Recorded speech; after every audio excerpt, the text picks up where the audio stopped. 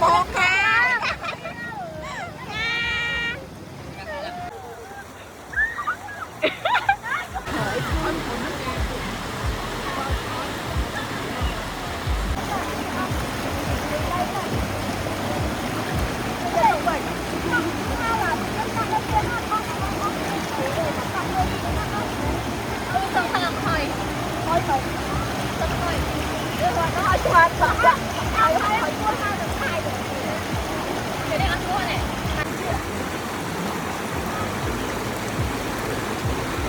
rồi coi phải là con được làm đúng không? Phải không? Quay đó. Con đi. Em con con rồi.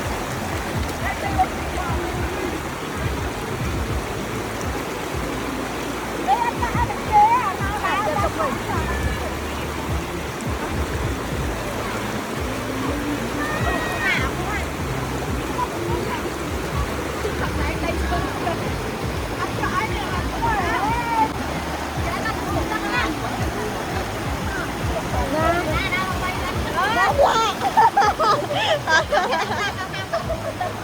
Ủa coi lại cười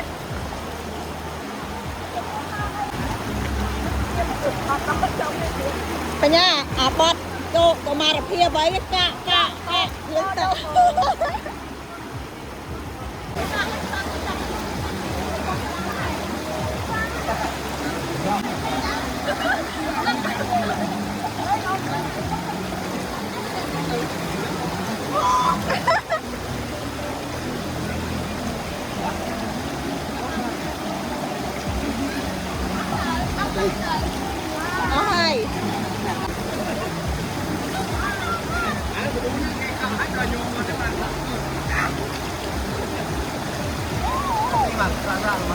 ôi anh sẽ liếc mày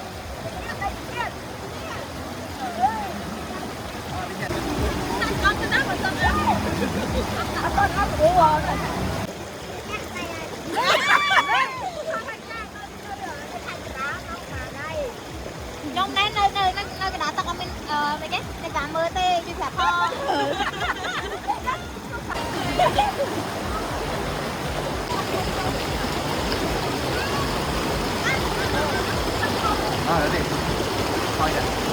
tụi bây chỉ bụi nhôm lên tắc cho một phụi cho một phọc cho một sạch men á tai bắt đầu bị cọ sọ sờ bù ta lì ca hái còn là tranh bị tật phliếm cứ dương chưa chẹt cho mùi nâng cả đa tranh kèo mỏng bông phô nè chưa tam nan video nâng tới đăng hai tha cứ nhôm em mà nâng cứ sạch nè lên tắc cái bàn tay sọ dương nơi tật xa trong gì chẳng